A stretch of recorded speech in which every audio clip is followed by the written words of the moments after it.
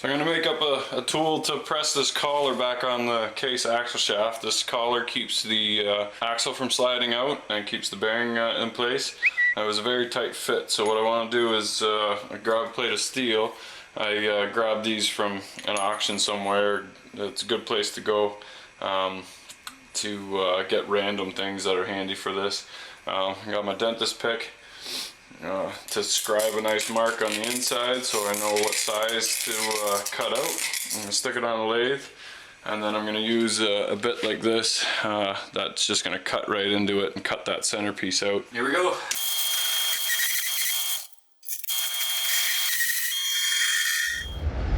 We probably won't get so lucky, but what I'm going to do is heat up one side. By just heating up one side, what it does is it kind of opens it up, spreads it out a little bit. I'm going to take a hammer and I'm going to tap it to try and shake it loose, whatever was holding it in. This will also kind of peen it over to be able to grab it with my best vice grips, but I don't think I'm going to get so lucky today. Yeah, just not enough to grab. Nope.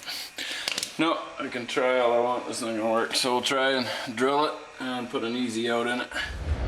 So we got the threads all cleaned up there. After cutting the bolt out, and drilling the bolt out, and swearing a bunch of times, and breaking a couple taps, but it's out. That's the way it goes. Got a little bit of silicone on the back side of our flange. We're gonna put our flange in, and then just torque up the 3 bolts again with Loctite, and that takes care of our axle. Reassembly is pretty straightforward. Put your hub back on. After it's nice and clean, the upside goes up, the downside goes down. You want to repack your bearings top and bottom. Always a good idea. Make sure your shims and that went back in the right spot. Make sure that your U-joint at the back is sitting out nice and straight.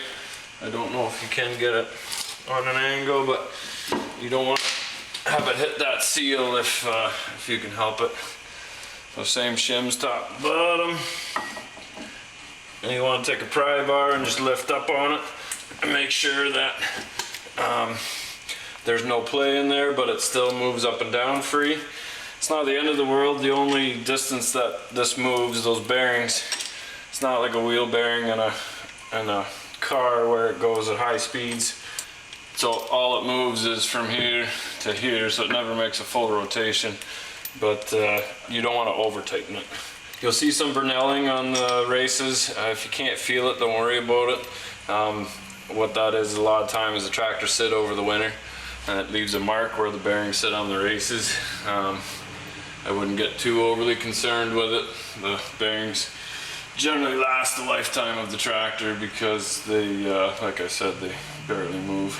Once Snap-on starts to sponsor me, or Mac, or I really don't care who sponsors me. I'm gonna buy more batteries for my drills and new drills. Still moves nice and free. I like it. So we washed everything, or just blew everything clean, and put a little bit of oil or Vaseline or grease on the lip where the bearing is gonna, or sorry, where the seal is gonna go. And actually your bearing, where your bearing sits, that doesn't hurt either.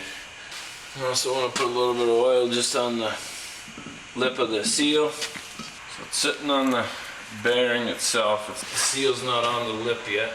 Take your opposite bearing, put them on at the same time. You don't want to put your little stub axle in just yet. We want to check our preload on the bearings, make sure it's still good. Now we didn't do anything to the bearings, so it should be fine. I hope it's fine because I don't have any other shims with me. And you got to keep in mind that the seal drags on the lip as well. So it's not just going to freewheel. And you don't want it, you'll know if it's too tight before you know it's too loose. You just want to spin it by hand. And I'll pull this in slowly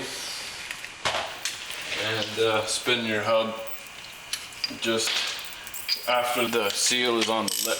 I'm happy with that. Okay, I'm going to pull each bolt out again and Loctite them.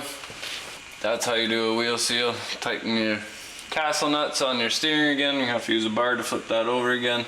And The rest is just a little bit of silicone here, put your stub shaft back in again, put your outside half of the hub back on again, and put your tire back on. And that's how you do it.